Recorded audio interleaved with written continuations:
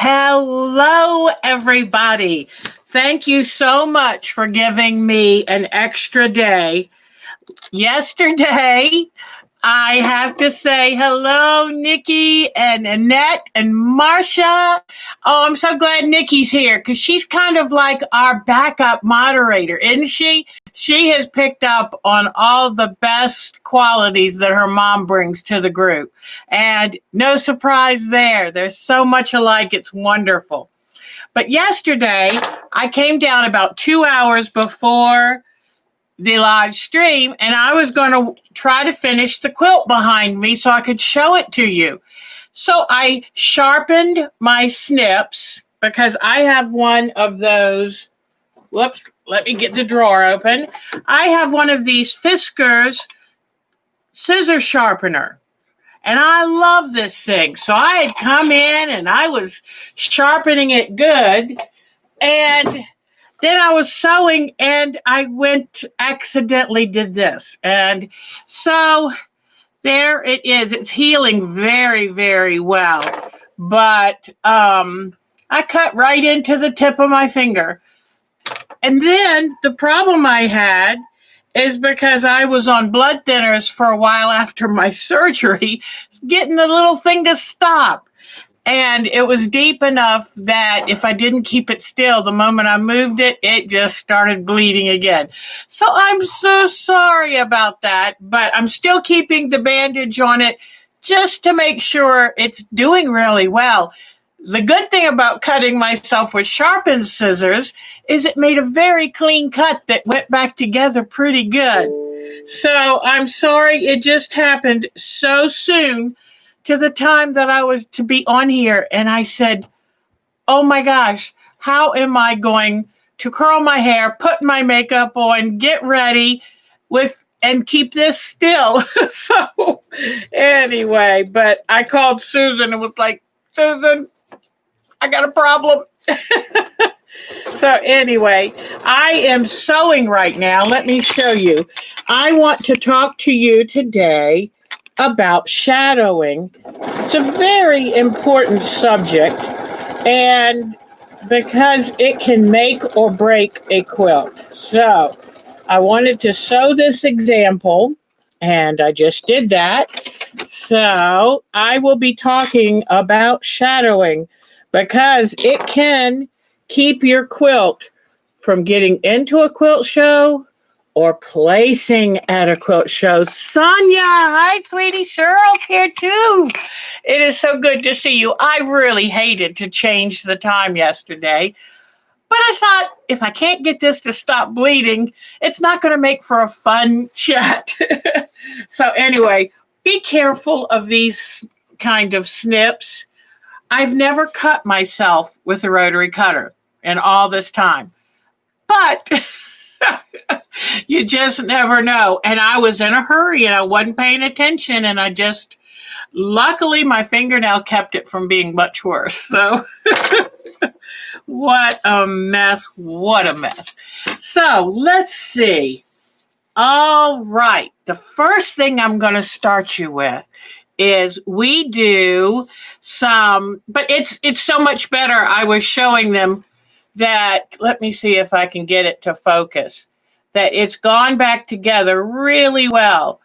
But it was, thank goodness that fingernail stopped it. But I just cut right on into it. And it was like, great, Deb. So, but it's doing so much better today. It's not even really hurting anymore, thank goodness. And I just happened to cut it just sharp and deep enough that that little puppy wouldn't stop bleeding. So, but called Susan. Not only did she help by saying to y'all, hey, there's not going to be a live stream today, but she gave me all kinds of advice on what to do. Super glue, keeping it tight, keeping it elevated. I mean, oh, she was great. She was just great. So things like this happen. And, you know, I had a friend in a guild that dropped, was this when this person dropped a rotary cutter on her foot, or was it when she cut into her finger and it wouldn't stop bleeding? So there are times, you know, quilting you kind of, lose blood, sweat, and tears, I guess. So, anyway, all right. I'm going to move. Mark tried to, you know what? I forgot. You are hearing me through the microphone. You were hearing me through the microphone in my computer. Can you now hear me? Oh, your mom's a smart lady. Hi, Grand. It's so good to see you. I've got so many pictures to show y'all today, but hopefully you can hear me. Good, good, good, good. Okay, because you were hearing me through the little microphone in the camera, which is not the best. So now I've got the real microphone turned on. I'm going to show some of you, like Linda. Hi, Linda, sweetie, how you would get to our Jitsi chat. Okay? All right. So the first thing is, let me see if I can do this. The first thing is you would go to our groups site. All right, I've already got that up. So you would go to our group site, and you, in the email where it says Jitsi link, you would click on that Jitsi link. Then it will take you to a page at meet.jitsi, and it's JIT.SI in this. And then if we're having one, it will be listed Our Time Deb. And then you just click on Join Meeting. Okay? And then it will bring it up, and you'll start seeing people.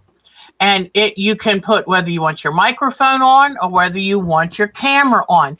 Now, let's say you really are shy and you don't want people to see you, then you can click on that camera and it will say, no camera. Okay?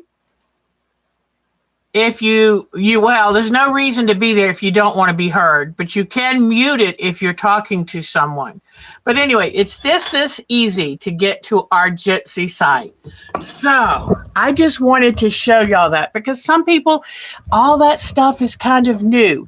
But what you do is you have to be a member of our Groups IO. Go to our Groups IO site online. And then when we're preparing to have a Jitsi talk, for some of you who might not know what Jitsi is like a Zoom. And it's where we can all have little pictures of ourselves showing what we're doing, and we can all talk. The nice thing is you don't have to type into it. And let me get this down real quick. You don't have to type into it. We can just talk. So we can sit there and be sewing or doing hand sewing and visit with each other, which is awfully nice. So anyway, just to let you know, give it a try. You have to be a member of our group. And if I recognize your name, I've seen you on some of our live streams, you can send me an email at ourtimetoquilt@twc.com, and I will send you an invitation. Okay? So, because we have a lot of fun. We put free patterns. Oh gosh, Cheryl keeps us laughing with her jokes and funny memes and pictures. And we just get to share in each other's lives. And during this time of COVID, when we are home alone, it's awfully nice to have somebody to share part of your life with. So, all right. So now I told you about the Jitsi and a couple other things. Oh, thank you, Annette. It is definitely better. You don't think you'll go live? Oh, sweetie. Well, it's nice for people who, aren't comfortable typing. And you know what? Even if you just come and sit and listen, Bonnie and Susan will just make you giggle.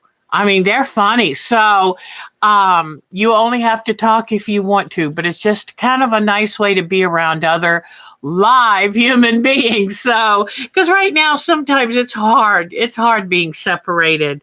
So let me unplug this and turn this off. Power off. I had a separate speaker, but I don't want that conflicting.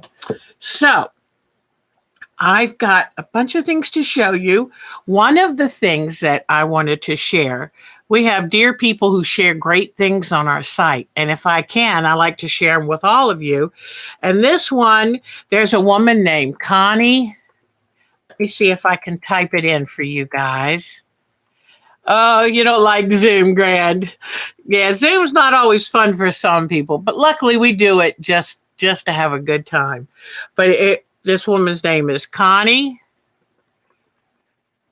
Crescent.com. All right. And if you go to this website, she has free 2021 quilt calendars. So what that means is if you want to get a binder or get a notebook and glue in pages so that you can kind of be organized for your new year, which I think I'm going to try this year because I realize I've been spending too much time on email. And I want to get stuff done. Time's a wasting.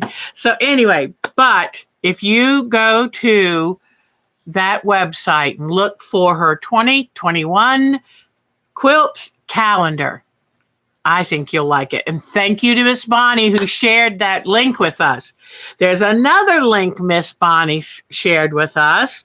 And let me, hold on just a second. If you have grandchildren or children at school, okay, www.socanshe.com, and it's a blog site.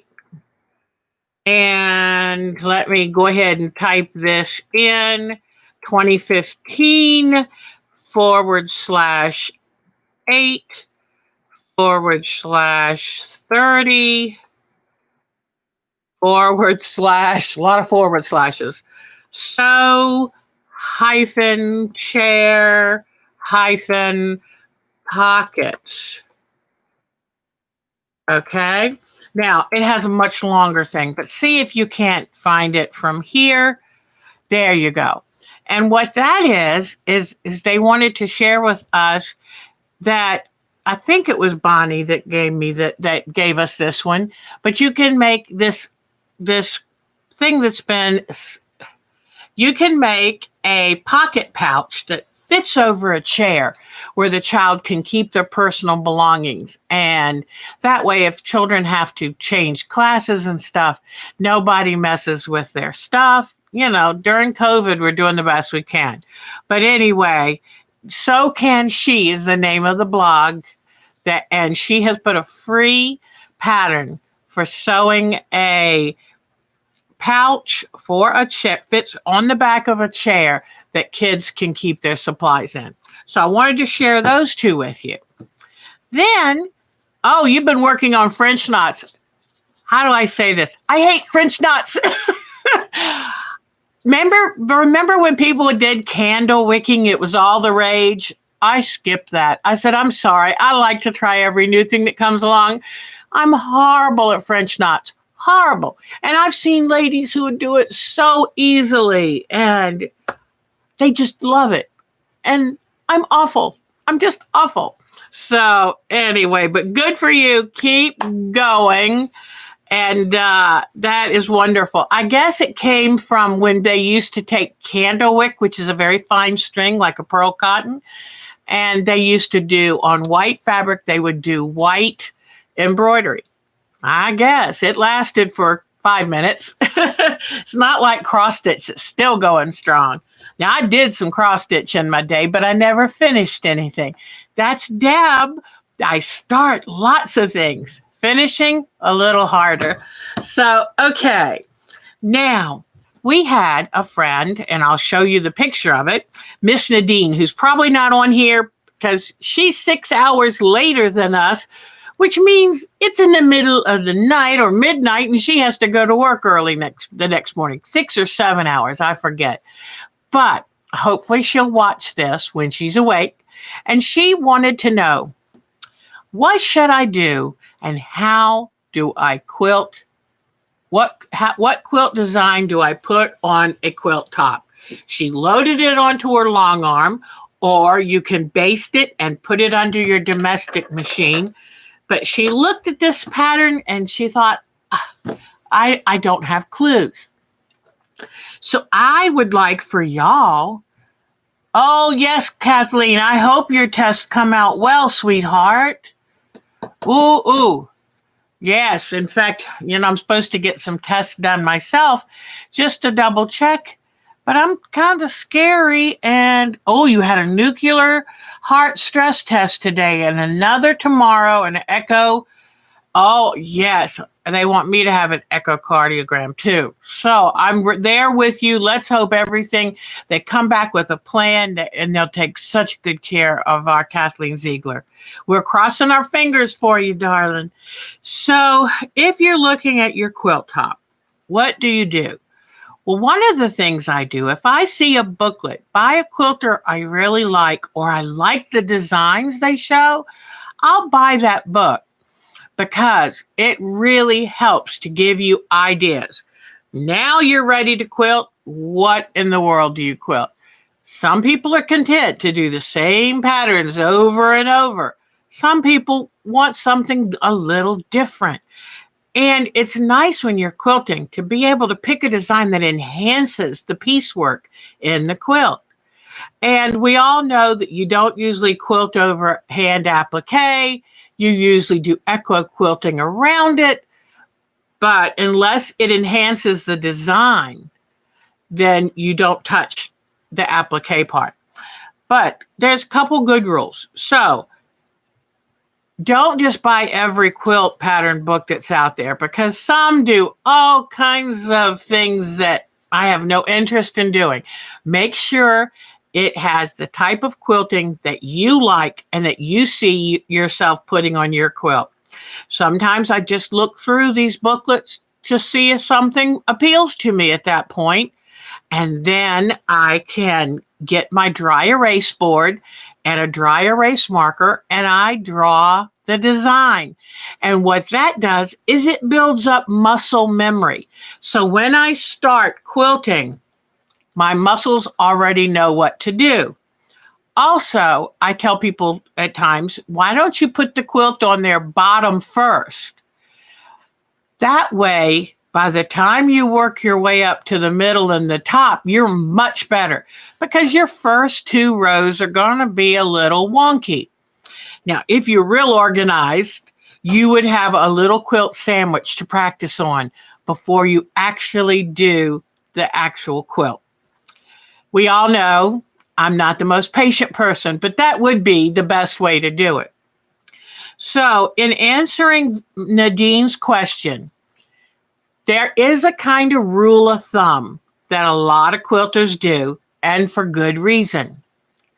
I looked at her quilt, which I'll show you a picture of in about 15 minutes, but her quilt had a lot of angles. It was all geometric, squares, half square triangles, lots of points. There's a saying we have, and there's a reason, because it does work.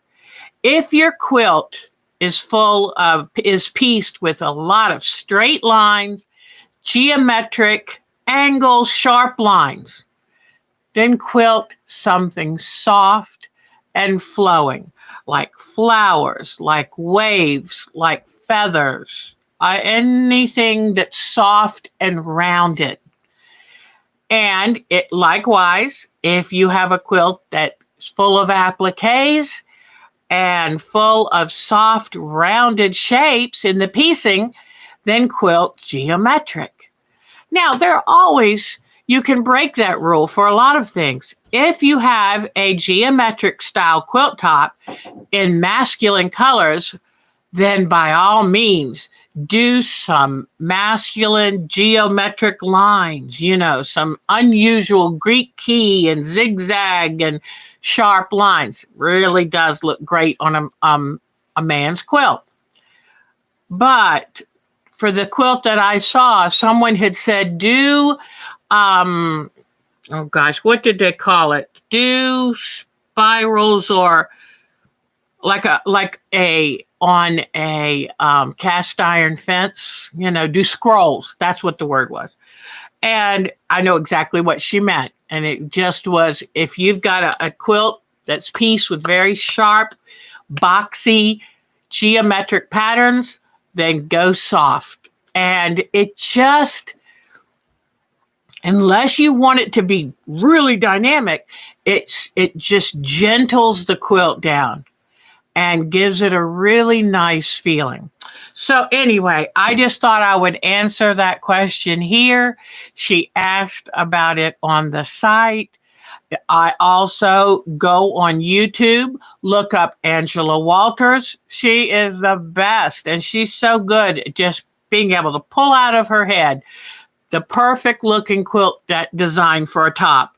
And she's done all the she's done quilts for Judy Niemeyer, for Tula Pink. I mean, you name it, she's done it. So, and so look for videos of quilting videos where they talk to you about it. And in fact, there's a Linda down in Texas Linda's Electric Quilting. I mean, she was a pioneer in machine quilting. So there's lots of resources out there for you to go and look through. Type in quilting designs and see what kind of photos and images they come up with. So the wonderful thing about now is if you don't know it, it's only a click away for you to find the answers. So that's a good one. All righty. Let me see. How is everyone? Our Susan, who is the hostess with the mostest, can't be here with us tonight because she's working on a quilt deadline. She's a quilt tester and she's trying to get it finished. And oh, I know what that feels like. So Susan, we love you. Take your time. Get that quilt done. That's more important. So, and Nikki, gosh, it's so good to see Nikki here. And doesn't she just do such a wonderful job? So she couldn't do Stitch in the Ditch. And you know, Stitch in the Ditch can be wonderful, but it's also a little tricky. Another thing to remember, squirrely lines are always, you meant to do it that way. Straight lines, I recommend using a ruler to run the sewing foot against because they're tough to do. It's really, really tough. I've gotten to the point where sometimes I will get my long arm and then I'll just lean back. And when I do that, it keeps it relatively straight. So, all right. Now, I want to talk to you about this lovely quilt behind me because I worked for hours and got it done. So, and there's a few little things I learned along the way that I'd like to share with you. So let me pull it up here. One moment, please. All right, here it is. And as you can see, it has a 6-inch border with these wonderful sawtooth blocks in the corners. And then, let me see, where else? There were some other... right here, they blend so well. Sometimes that's the one problem with this background here, is it blends really well. But I thought I would talk to you. It came out pretty well. I decided this fabric right here was supposed to be in the center, but I chose this because I needed a big bold pattern in the color scheme. And it needed to be medium dark. Well, this is all I could find real quick in my stash because I had already picked out this big English rose floral. So I didn't really want this in the center. So I put the border fabric, I changed the border fabric too, which is a little bit light, honestly. I kind of wonder if I should have left it a medium tone. So in ways that I went off of I went off the recommendations, it made a difference. So pay attention. One thing about Miss Mary Mayhem Mysteries is she gives the best fabric instructions and cutting directions. So, but anyway, so I put this in the center, but surrounded by these sawtooth points, it blended too much. So then I came in and made a tube of this deep burgundy and machine appliqued it on. And I think that works really well. So, and I tried, using the big floral here and then bouncing it out through the quilt. One of the reasons that's a good thing to do is it draws your eye outwards. And you want them to look at all of your beautiful work because you did a lot of hard work on it.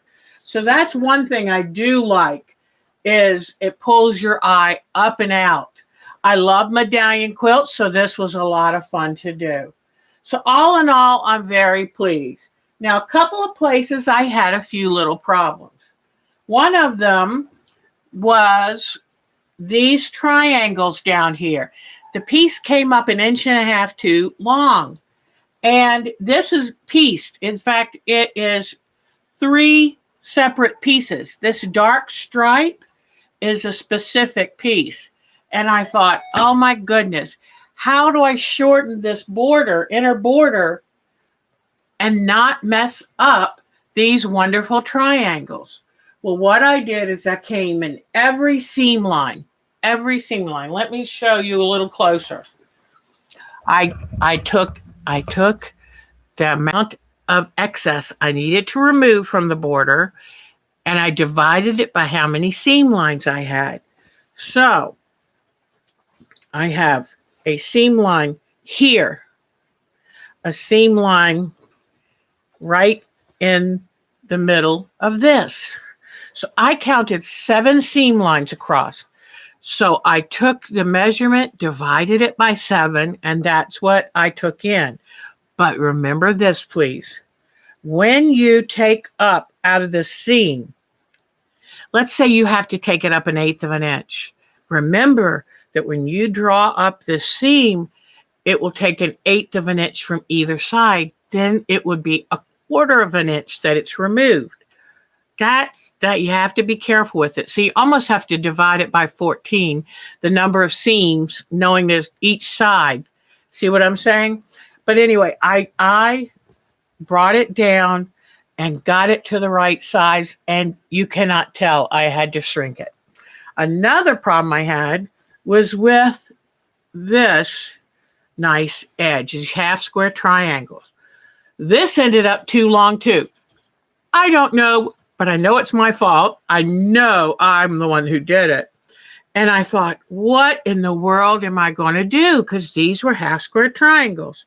So what I did is right here, where I sewed the 2 blocks together, I took just a smidge, and smidge is a scientific term, and but I took just a smidge out of each of these, worked it out, how much I had to get out, how much excess seam or excess length I had versus what I had to sew.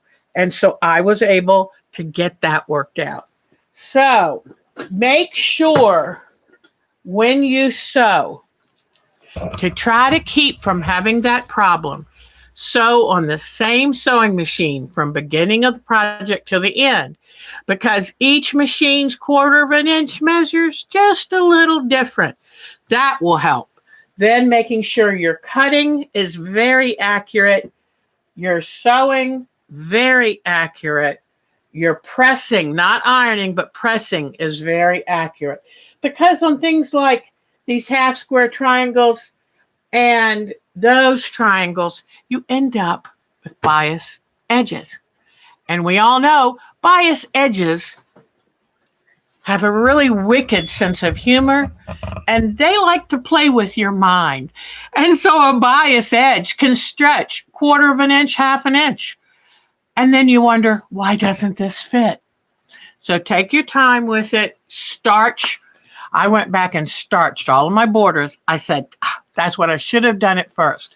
When you've starched the fabric, it is a lot less likely to stretch on you. And you know what? When you're dealing with sneaky bias edges, you need all the help you can get. So anyway, and I tend to scrub my iron instead of just up and down pressing.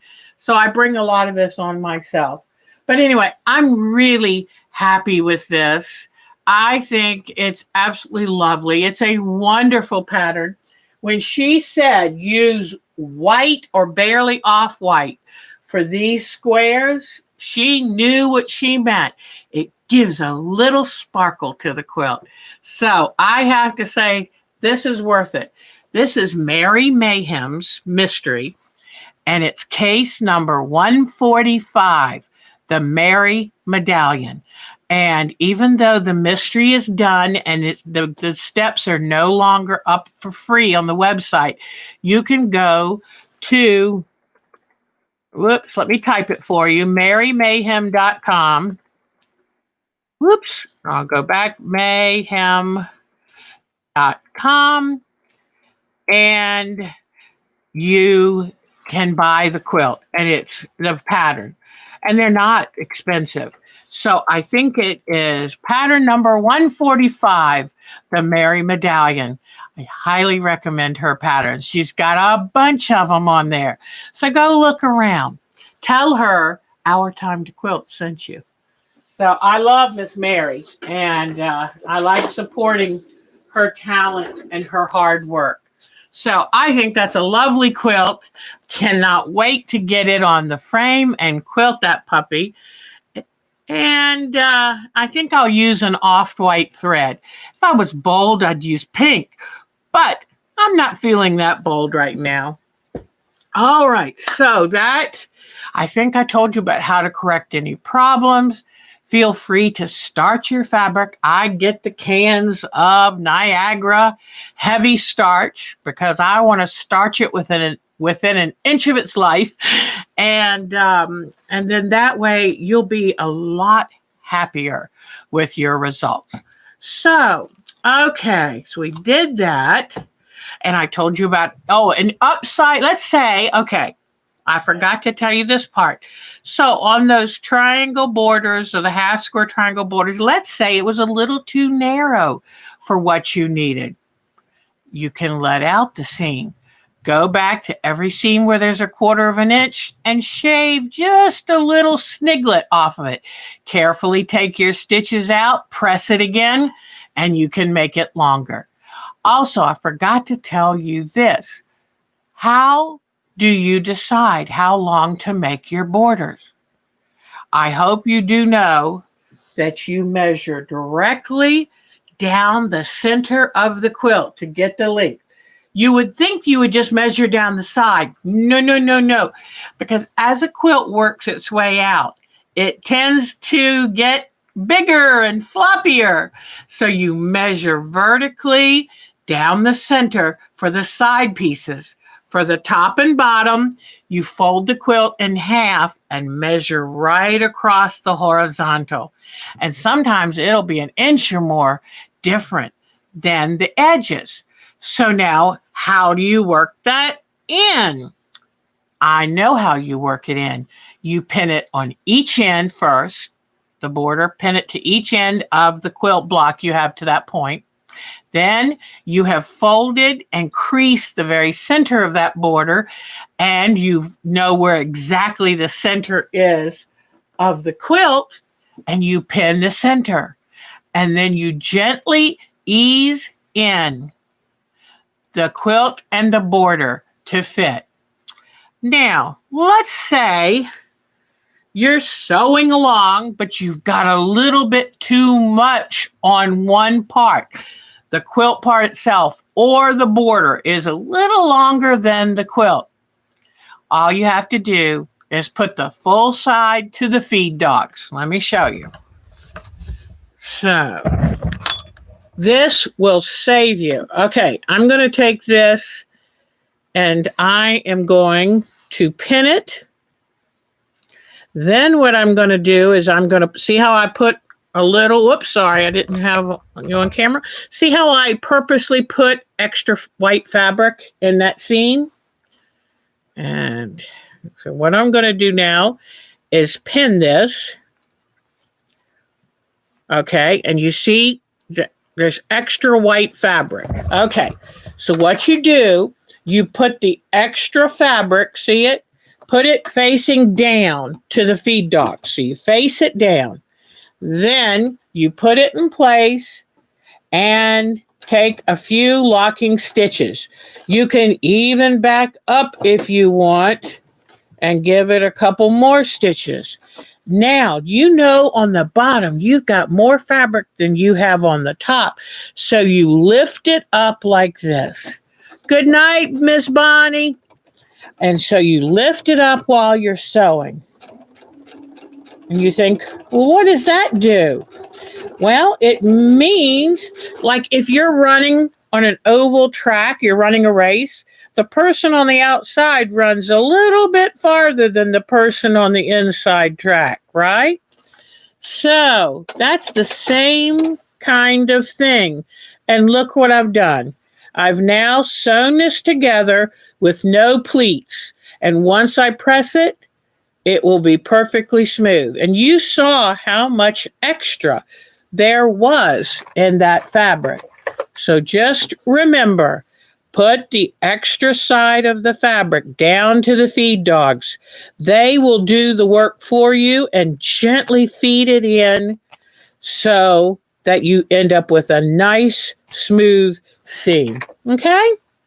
So I'm trying to give you all my best tips, my very best tips.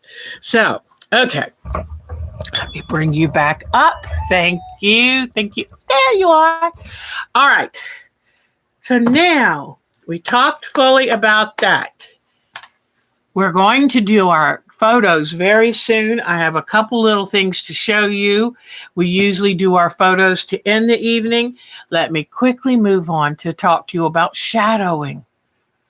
Shadowing doesn't mean sneaking behind a person to see where they're going. Shadowing for quilting means when the background fabric peeks through to the front more than it should. So let me show you a couple examples. Here is applique that I did on black fabric. Now, what I've done is I had applique, I have folded the edge under and stitched it. And can you see where it's pure white here, where there's a double thickness of fabric, but then in here, it's gray, it's shadowy. This will ruin the look of your quilt. It muddies it. What can you do to prevent that? Number one, buy a better quality white fabric. If you know you're going to be using white or cream on a dark background, buy a nice, thick, high quality white or tan beige fabric, okay? That really helps because then it's less likely to shadow as much. The other thing you can do is take good old fusible interfacing. Fusible interfacing. Cut that shape, put the fusible interfacing on the back of this before you stitch it down. That way, and just cut it so it just fits inside where you've tucked under that seam. And that way you've fused it on and it will help cut down on that immensely. So buy a better fabric if you know you're going to put a light on a dark. Either do 2 layers or a better fabric, or you can use fusible interfacing to make the center the 2 layers as well. There's another kind of shadowing. And I think y'all know I've judged some quilt shows, and there was one red and white quilt that was gorgeous. It must have had 100 blocks, every kind of historical block you could think of. And I heard people say that quilt should win. There was a problem. When I went to look at it, do you see this? Do you see that shadowing? And what that is part of the red, the dark red seam is showing through the white. Okay? See if you can see that again. Do you see how you can see that seam line going all the way down? Now, what can you do? You're so cute. I love that, Alexis. What do you do to prevent that? In this case, well, you could buy a better quality white fabric, but the main thing is press to the dark. See, it was pressed to the white. So now, to show you how it improves, I'm going to press it the other way. All right. So that's why when all else fails, just press to the dark. It's the best general rule that you could have, especially if one fabric is a lot darker than the other. All right, so let me press to the dark. Here, I have it. And the seams are going to go to the dark. And I'm going to let it sit so that it really behaves.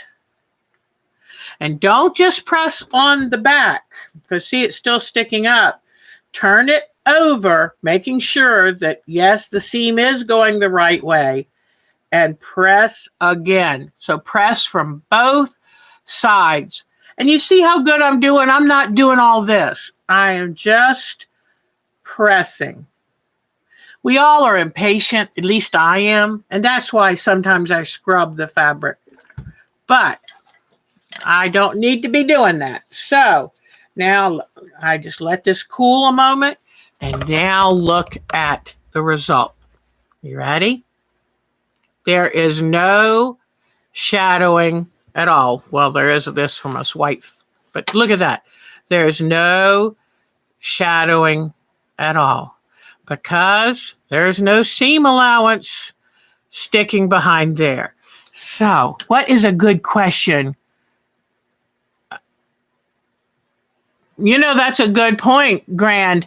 I find that one of the most challenging fabrics to work with is a dark red. And I love dark red, but if a fabric's going to run, it's usually a red. It could be a deep blue or black, but I had a hand piece where each block had 27 pieces to it. Hand piece quilt. I spilt a Coke on it. It was high quality Jenny Beyer fabric, but you know her fabrics are very saturated. The colors are very deep. And darn if some of that red didn't bleed out onto the light tan background. And so that brings you to another thing. Put a color catcher cloth when you first wash those deep, rich colors. But anyway, yeah, there are things called ART lights, OTT lights, and they come in lamps and floor lamps and little tiny lamps, clip-on lamps. They have a bulb that mimics daylight, the best of any that I've ever seen. That can help you work with your yellows. But you're right. A lot of times I tell people, if you're getting ready for a new quilt, take the fabrics out into the daylight. Check them one more time in the daylight because, in fact, your quilts are photographed better in the daylight. You get a more accurate reading of the colors, not in sunlight, but in daylight. So, okay. So anyway, but I just thought I'd show you. These are ways to handle that nagging little thing called shadowing. Because trust me, if you're going to put that much work into your quilt, especially if you want to show it, you don't want something, a little thing that could be corrected to get in the way. All right, now, I have a couple little things to show you. And then I was so tickled. I got a package from one of our dear sweethearts, Diana Wright. Thank you, but you shouldn't have, but thank you. But anyway, it was in a Tyvek container. So today I was watching a show with Mark. He loves everything to do with outer space. And you know that I'm supposed to be working on a series of outer space things. And I saw what do you call it? It would be a storm of the little space particles, you know, all of the meteors. It was a meteor storm. And I thought, how cool would that be to do? And then I thought, ooh, I have some Tyvek. And I know that Miss B. Hepworth from England did some very realistic rocks. And she called it a different thing, but I think it was Tyvek. I'm going to show you that too. All right. Let me pull a few things here to show you. I love showing you stuff. I always liked Mr. Rogers, where he went to picture picture and showed you things. So I tend to like to do the same thing. And I wanted to show you real quickly. You know, I got my new water-based polyurethane to do my glitter bulbs, and I got my new glitter that I got for Christmas. The new water-based polyurethane has a toxic chemical, and it says use only with good ventilation. Well, the whole point for using the water-based poly was so I could get away from toxic smells. So I still have to do this either in the garage away from anything or have windows and fans going. But here's one of the balls that I'm hoping my granddaughter would want this, because I'm working on teaching her how to do dot painting. And I did this for her. And how I did it is I poured the water-based polyurethane in, and I slowly rotated it so it covered the entire inside of the ball. Then I set it upside down, because it was just the clear poly, set it upside down on a new ball and let it slowly sat there, let it drain into the new ball. And then when I had drained it the best I could, I then put it on this stand that I made. It's just a piece of packing styro and some wooden skewers, and I put it and let it finish draining. But remember, water-based polyurethane dries quickly, so I only let it drain good, and then I grabbed them to put the glitter in before they were fully dry, or else it wouldn't stick. So anyway, you saw that one. Then, and this is a neon type glitter. It's really interesting, kind of translucent. Then I did a beautiful fuchsia rose color. And I tell you what a wonder it is when you use the polyurethane, whether it's oil-based or water. That's what gives it the crystal clear glitter look. Here's a nice red glitter ball. And they had these, you know how I buy them in a tin or plastic bin of 25? Well, Michael's, they had them marked down to $3, but they had already sold out. Anyway, so it looks like I'm going to have to wait till next year to get more, but I've still got a new pack. This one, I had the polyurethane in. I put green glitter on the bottom because this is going to be a landscape. Then I came up with a light blue, like a turquoisey blue, then came in with a darker blue, and then last put in a silver swirl for the clouds.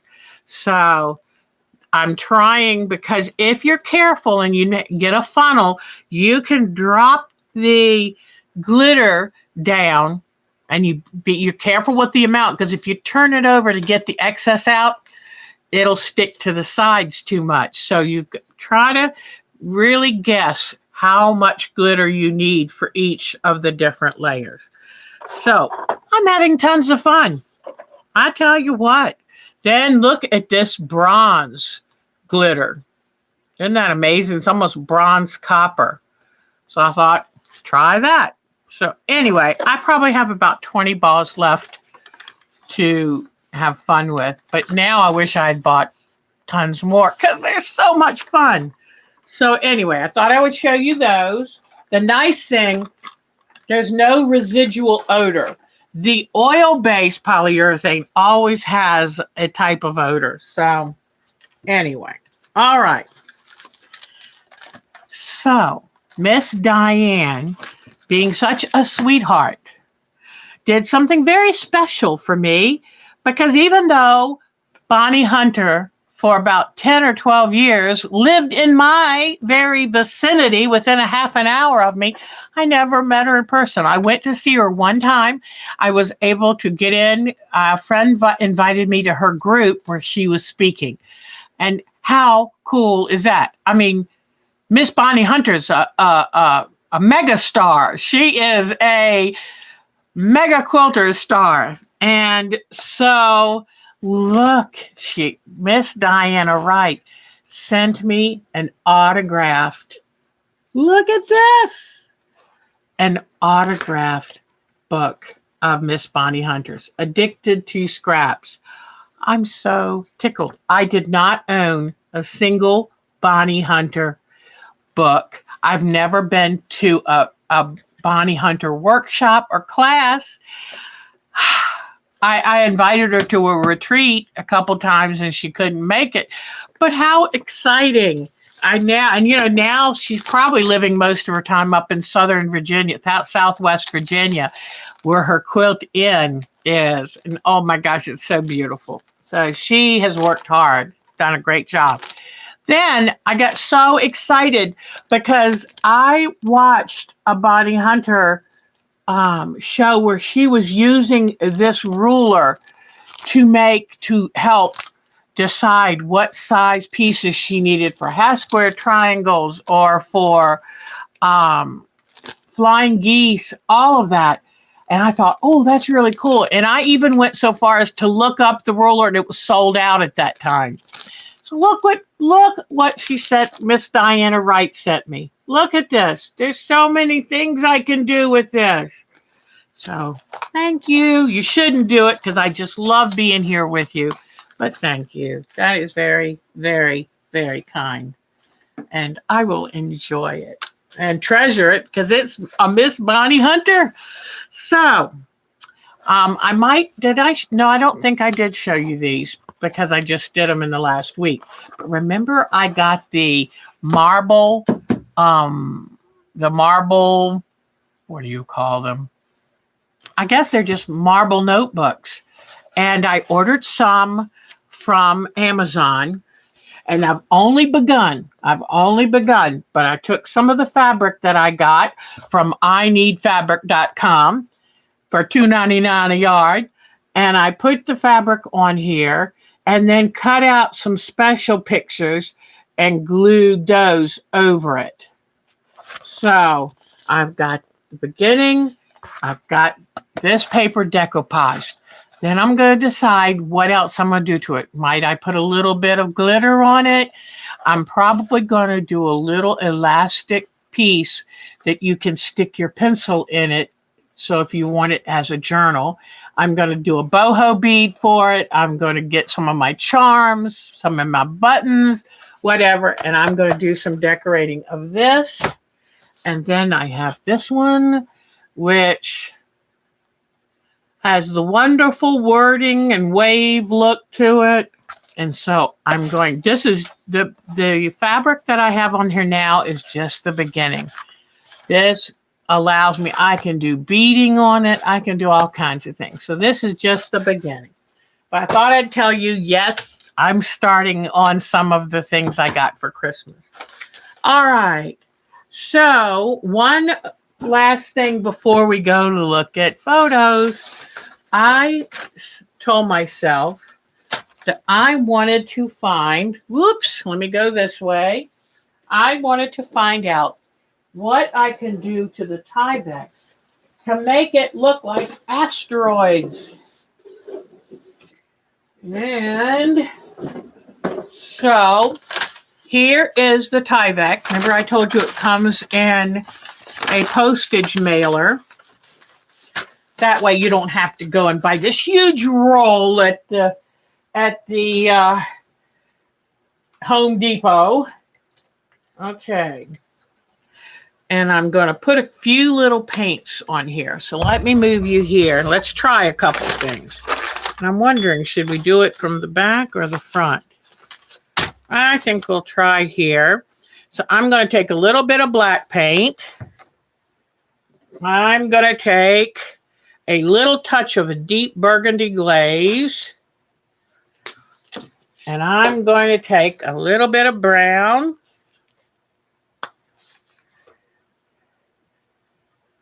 Come on. Okay.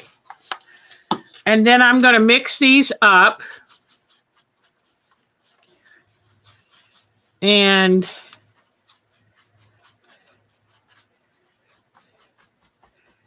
okay, I'm going to mix it up and then paint it on here. Whoops, I didn't have you down there enough. Hold on a second. And let me turn on my fancy new lights. Yay! So I liked picking these colors because it just gave a little bit of depth. So now that I have this painted on here, this needs to dry a little, okay? Let me get my excess paint off. I hate to waste anything. Oh my gosh, Mark and I watched a YouTube video where they discussed the first ever, in 1940, the first ever ringtone and automatic dialing. It was so cute. So the good part of this, I'll be back in just a moment to show you. Let me get a fan on it here because I've got some stamping paint and a stamp and a heat gun. So there's more fun to follow in this. All right. I'm going to turn that light off for a second so we can see our photos good. All right, here we go. Let's see what we have from you all. I've got to show these really good this time. What's Diane 57 working on? Hi, Diane 57. So let's see. Okay. Let's go up here. Miss Alexis has been busy. So let's bring up what she has done. I love the close-ups. We really look at this. We really get to see what her work looks like, because talk about embellishing. I said this year I want to work on embellishing. Look at all of this she's done. Look at the jewels and the beading. This is absolutely gorgeous. Way to go, Miss Alexis. That is just amazing. Look at all of this. What fun that is. And she'll have this treasure the rest of her life.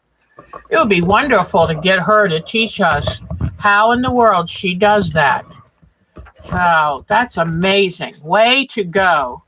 All right, now let me shrink that back down so I can show you her other work. Okay. She did a couple close-ups of a new face character that she's doing. Isn't that something? Look at this. That's a lot of work. I look at those beads where the eyes are. That's just amazing. So way to go, Miss Alexis Grand. All right, so now let's go to Miss B. Miss B is working on a brand new landscape. Look at this. Isn't that just beautiful? That water, honestly, that looks so real. Her shadowing, everything is absolutely beautiful. So I can't wait to see what else she does with it. Which brings to mind, I want to do some painting, landscape painting on fabric. So we're going to have to start our Thursday night art quilt sessions back, because I miss doing art quilting. This is a quilt that Miss Bonnie tested for, let me see, if I bring this over, will it show it better? I don't know. She did this for Quilt Pattern Magazine, your online quilt pattern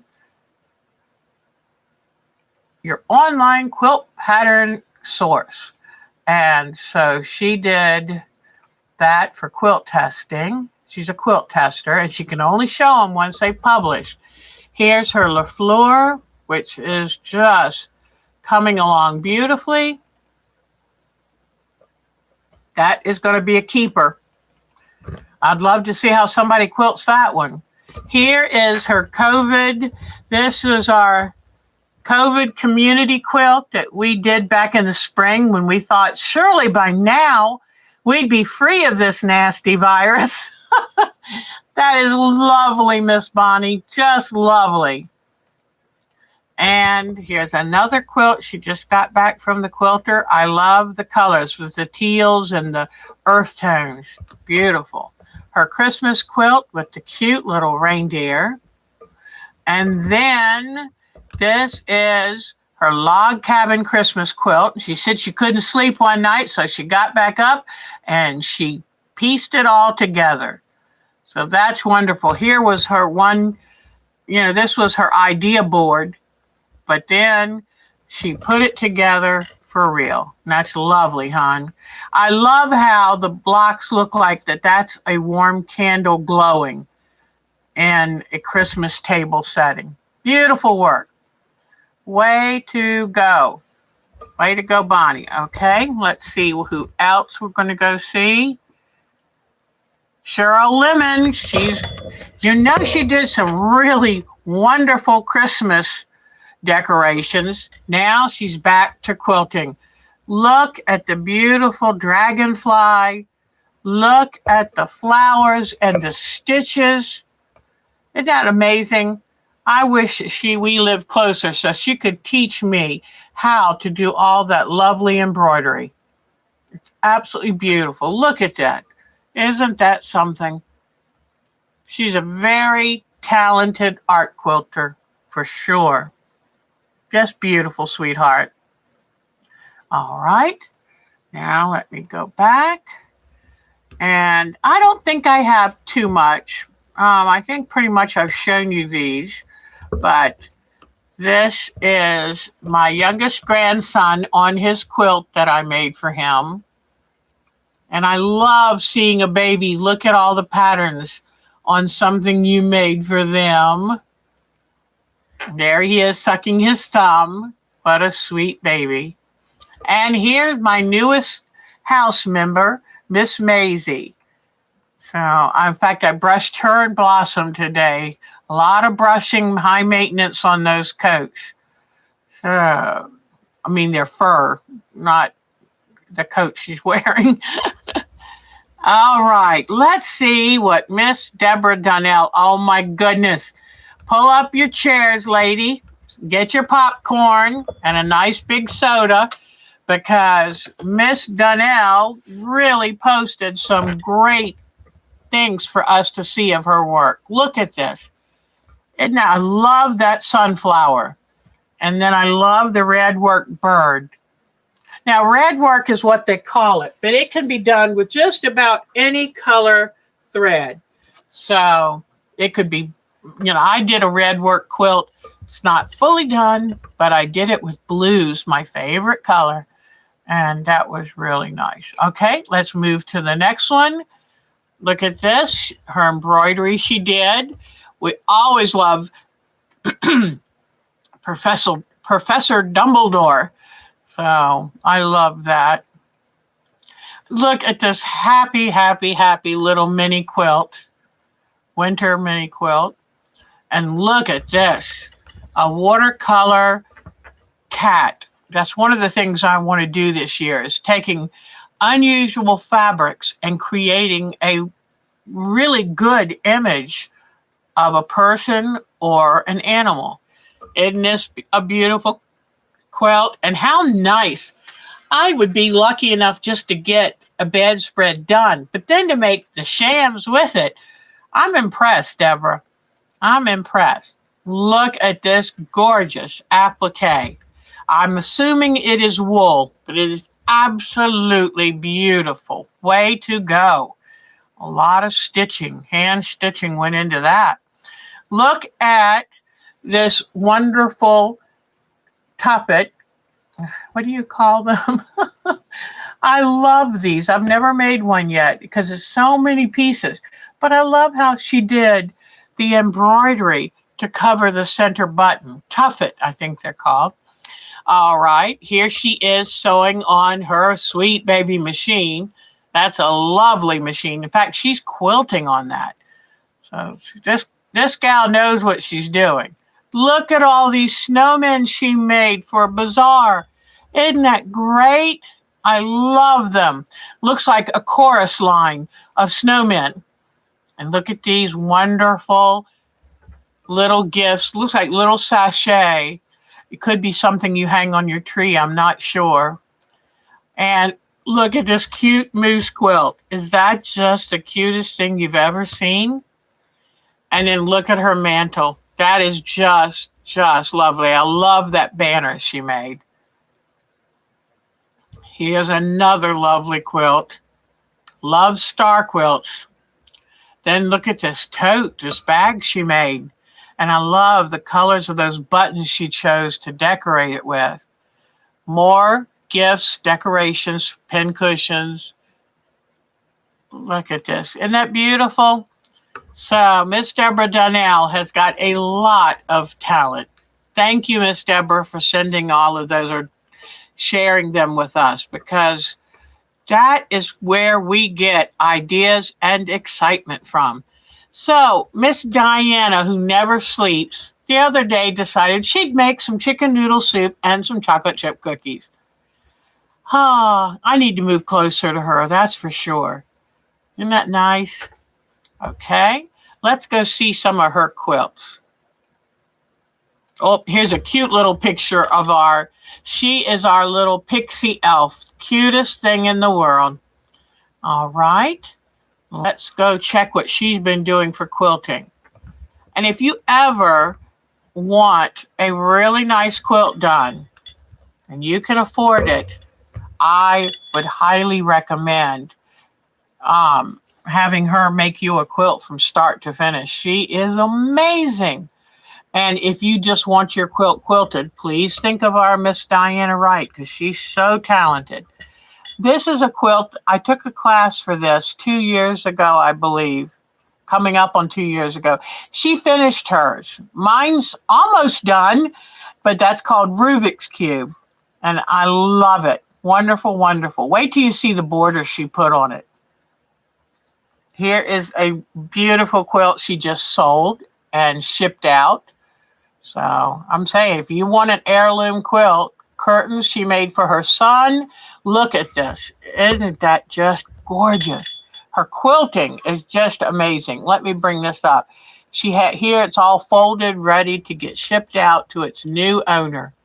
And that's a treasure. A treasure. That's a lucky owner. New owner. Okay. Now, I'm pretty sure I have more. Hold on a second. Yes, I know I have more. Here we go. Sometimes when I enlarge the photo, it kind of disappears. This is a kitchen towel with a holder on it that you can button onto your oven. So I think that's wonderful. There's that quilt for that customer. But a quilt like this, hand done, is $1,000, if not more. So it's a very fine heirloom quilt.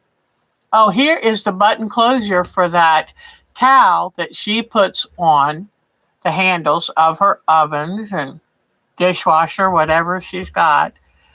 And there's the quilt in process. Her quilting is just exquisite. Oh my goodness. Here's a different quilt she finished. There is the Rubik's Cube. Here is a two-handled pot holder. Love that. That's great for picking up casserole dishes and things. Look at this. Look at all of that applique. Just gorgeous. I need to ask her how she does her applique. Now here it is with the border on it. She has exquisite taste in borders, too. Look at this. Look at that quilting. A bath mat she made for her son. These are her favorite rulers. It is absolutely amazing to me that Miss Diana Wright has trouble with some of her vision, yet she creates such art. But she said these glow-in-the-dark rulers help her so much. There, I wish you could. Let me see if I don't know if I enlarge it, can you see the quilting? I'm not sure, but that's a sweet hubby for holding it up there for. Because it's hard to hold something up stretched out and over your head, but he does it for her. There's the back of the two-handed pot holder. Look at the border on this Rubik's Cube quilt. I love that. Let me see if I can bring it up a little bit larger for you to see. That is gorgeous. It suits it perfectly. And that's where you have to have a good eye like she has to be able to create like that. Okay, that was Miss Diana's. Let's see now where we're going. And oh, this will be fun. And here we have Miss Crystal. She is our little quilter of the future. She loves doing all of her arts and crafts. Sweetest thing. Look at her working with her air dry clay to make gifts for people. A real sweetheart. Hi, Crystal. Okay, let's see here. Here she is sitting at the table sewing. Look at her sewing on her octopus. What a good daughter and what a good mama to keep her so active and busy. Because if you have hobbies, you'll never be bored. Isn't that wonderful, making face masks? What a cutie. All right. Look at this. Now, is that a room to create in? What a happy, happy space. Look at that. Isn't that great? Way to go, Jamie and Crystal. Wonderful, wonderful. And look at all of this they made and hung up. Isn't that beautiful? All right. Here she is at the table with her gingerbread house she made. Isn't that glorious? All right, I think that might be, yep, that was the last one. But we love our Miss Crystal. She's cute as a button. All right, Miss Jody's gotten busy again. Let me see. Oh, you know what? I thought I had a new quilt to show of hers, but maybe I didn't download it. She had some snow, which we were supposed to have snow this past weekend. We didn't get any.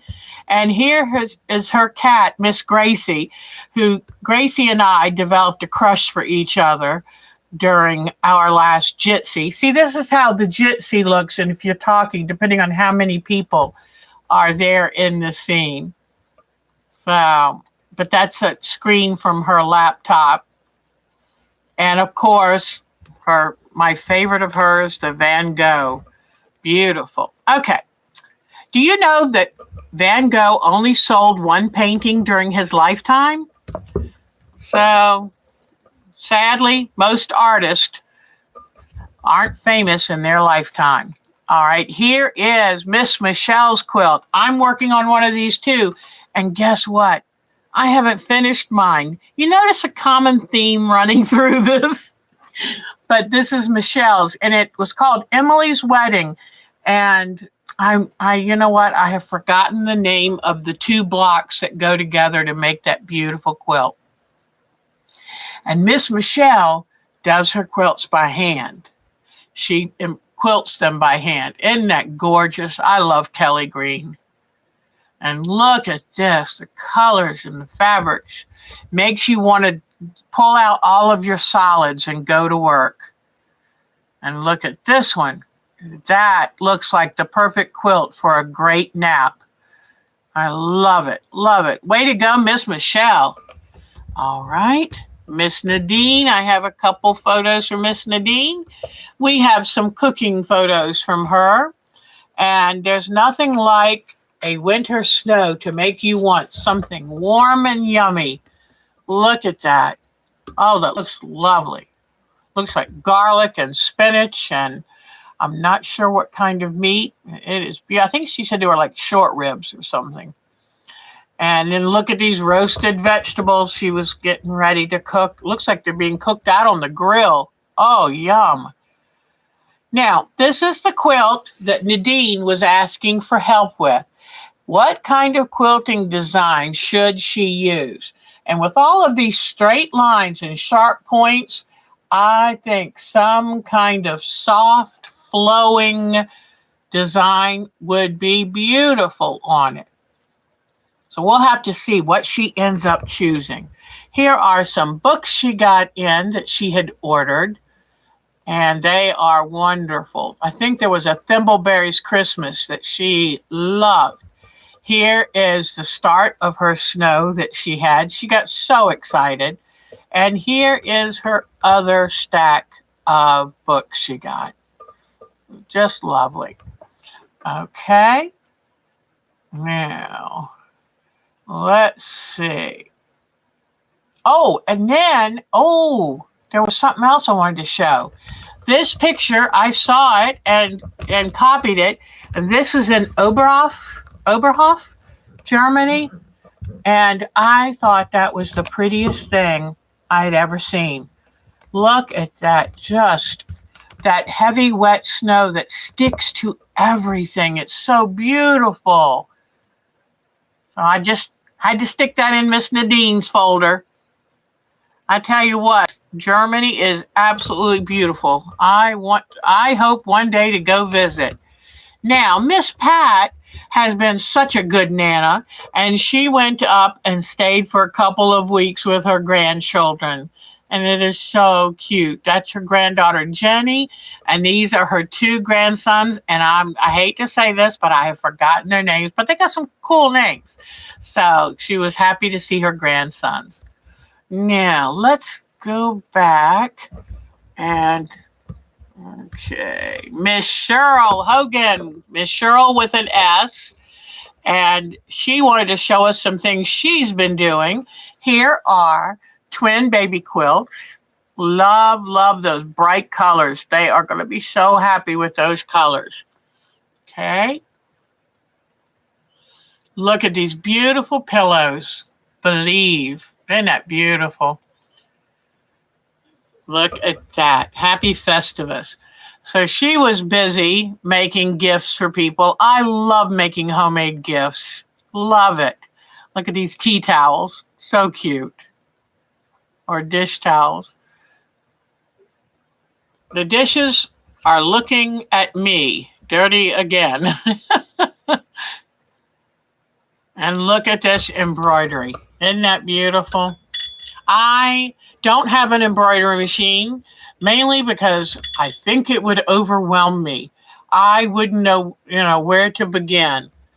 And look at that. Isn't that great? I love that. That's from Hamilton. And I love the positive, negative trees like this. Wonderful. Great work, Miss Cheryl. Now, let's see. Who else? We're getting down to the end, but don't give up on me yet. And I've shown most of these, but this is Miss Susan's baby quilt. And the other day when we were doing, I believe it was Jitsi, or it might have been a regular live stream, she was working on binding that with satin. And I think she would tell you, satin's a real hard fabric to work with. And here's her... Pardon me for the hiccup. Here's her grandson's baby quilt. So cute. And I think she told me she's going to get to see them soon. So we'll cross our fingers for you, hon. Look at these wonderful blocks. And there is the quilt she made for Miss Nikki for Christmas. Beautiful. And Miss Nikki's diamond painting deer that she made for her dad. I know he was very touched at that. Way to go, Miss Nikki. All right, let's see. I'm not sure if there are any more. I think we're done. If I missed anyone's, I apologize. I think I got them all. So, now what we're going to do is we're going to go back. We're going to go back to our Tyvek and see what happens with our Tyvek. Okay, is everyone still there?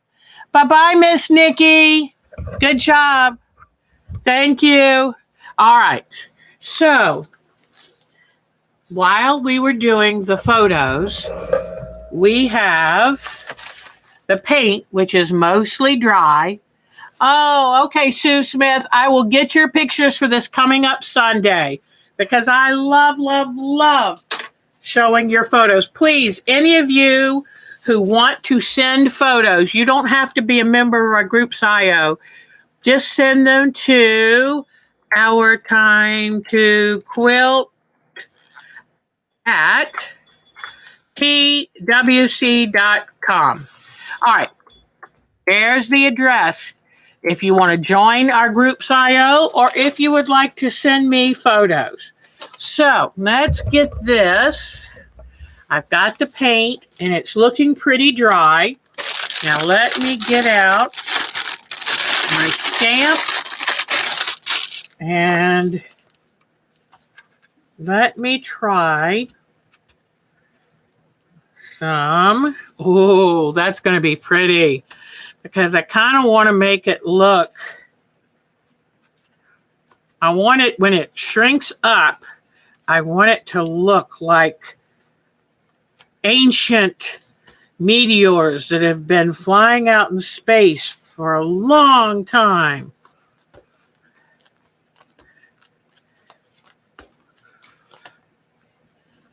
Got a little too much. Oh, something's got stuck there. That's why it's doing that. All right. So now I've done this. Let me put this away. All right. Let me put this away. And now what I'm going to do. Oops.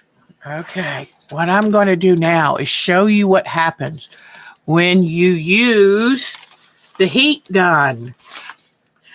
And you know, you can sew Tyvek, you can cut it, sew it. Do not iron it though, because you'll see what happens when I put the heat gun to it. Now let me turn up my fan because it does give off fumes that I'm sure they would rather you not breathe. But for you, we've got to try. Okay, as it starts warming up, see what it's doing? It's drawing up. You have to be careful. If you put the heat gun too close, it'll actually melt through. And I don't want it to melt through. I just want it to crinkle up and look like a meteor.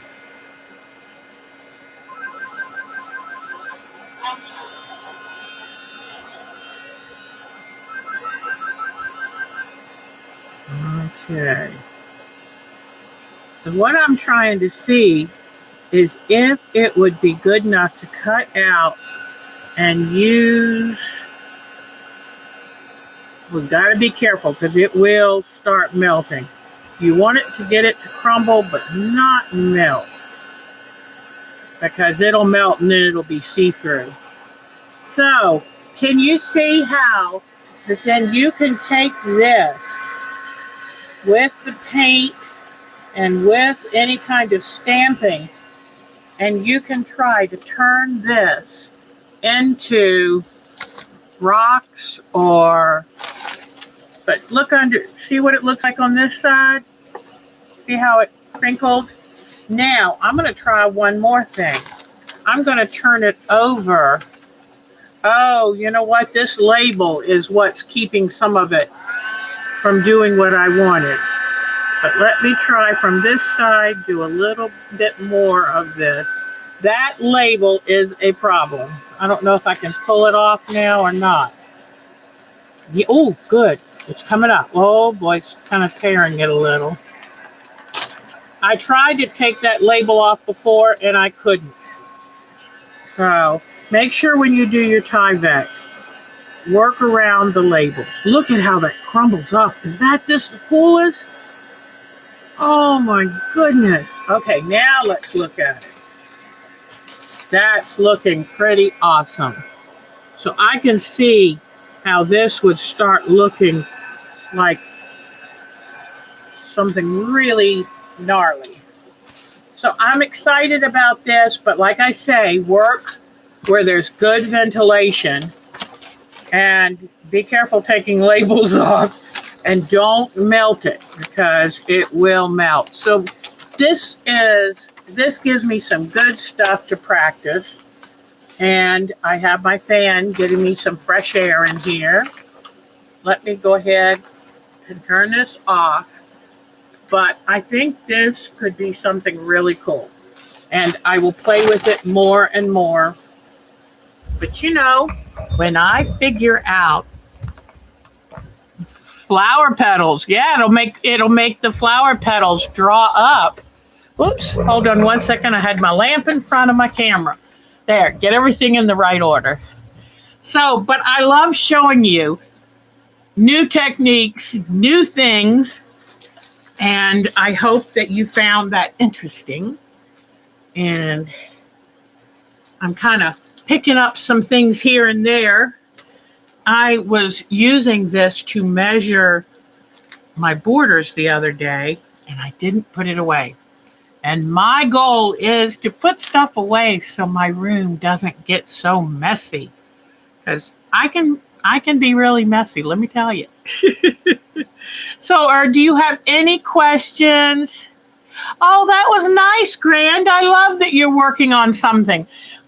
For 9 years, I ran a local quilt guild. And one thing I would tell the ladies is while we're conducting our meeting and doing show and tell, bring something you'd like to work on by hand or machine. And that way you can sit and get stuff done while you're having fun and enjoying being with others. And so I love that you would be out there working on something while I've had some people say they like listening to me while they sew. I'm honored. I'm very honored. And I'm a typical Debbie. I have lots to say. So anyway, it was so good. Any other question? Yeah, seeing other people's works really inspires me. And it gets me excited to do my next project or to finish one. How about that? I wish Michelle still lived nearby because she would help me. Mary Zare is here and Sue Smith. Oh my gosh, it is so good seeing you people. Well, rolled up my tape. Now I can put it in the drawer. Done. It's just getting myself in the habit of being tidy. So, thank you all. I'm very sorry that I had to cancel yesterday, and I'm so glad that I was able to come back today. And be careful with your scissors, and try not to aim them at your hands, especially if you just sharpened it. I went up, Mark, I cut myself. And he's Dr. Mark. So he right away, when I first met him, it was funny. We were on a camping trip and he pulls out an entire first aid kit. I've been camping since I was a little girl and didn't have a first aid kit. So we got teasing, and now we always say, what would Mark pack? Because we know that he's going to remember to get all the stuff you need. So anyway, he always takes care of boo-boos. He's good for boo-boos. Any questions, anyone? Oh, Stephen Bowman. Oh, yes. He does the wonderful scenes of people. And, he's so creative. I love that. You're excited? Oh, there's Jody. Yes, I think we need an art quilt Thursday. So hi, Karen Craig. Oh, it's so good to see you. I was wondering who would be here tonight. So I'm thrilled. But I will aim to see if I can get something going for this Thursday. It may be next Thursday. So just keep looking because I'll post if I'm going to have a live stream. But I miss our art quilt Thursdays. And I've got so many ideas running around this head. As usual, if you have any ideas, please share them. Send them to that email. And I think we could come up with some really good things. Thank you, Diane57. Help me with the word tuffet. Sometimes it's like I'll say a word and go, that doesn't sound right. So I appreciate any help you can give me. So anyway, well, it is so wonderful seeing you. And I will try to, if I'm going to have this Thursday as a show, I will try to put up notice by tomorrow. So let me see what I can get together fast enough. If not, I will do it next Thursday. I will be here Sunday, our usual Sunday. I'm going to try very hard not to cut myself again. I mean, I just cut. It was like, thank goodness I cut straight on and my fingernail stopped it. I told Mark the worst part was I felt the cut. I don't like that feeling, but it's doing great. I mean, now it's pulled together great. Good thing the scissors are sharp. So it's doing wonderfully. So I think I'm about all talked out. Y'all have a great rest of your Monday night. And think good thoughts about our country right now. I'm not going to get into that because it'll get me all upset. But let's keep hoping for a peaceful transition. And I want my vaccination. So we'll see. The sooner I get it, the sooner I can finally get to meet my grandson. He's 4 months old and I haven't met him yet. That's killing me, girls. So y'all take real good care. Have a great week. If you have some ideas about ART Quilt Thursdays, pop me an email and I will check it, okay? It was so good to see you. Thank you for coming out tonight. And it's such an honor to spend this time with you and to share the little things I've learned along the way. Take good care. Take good care of yourself, everyone. Do something nice for you. It's a stressful time. Take good care. Bye-bye, everybody. Take good care. Thank you, Diane57, for being here. Bye-bye, guys. You're the best.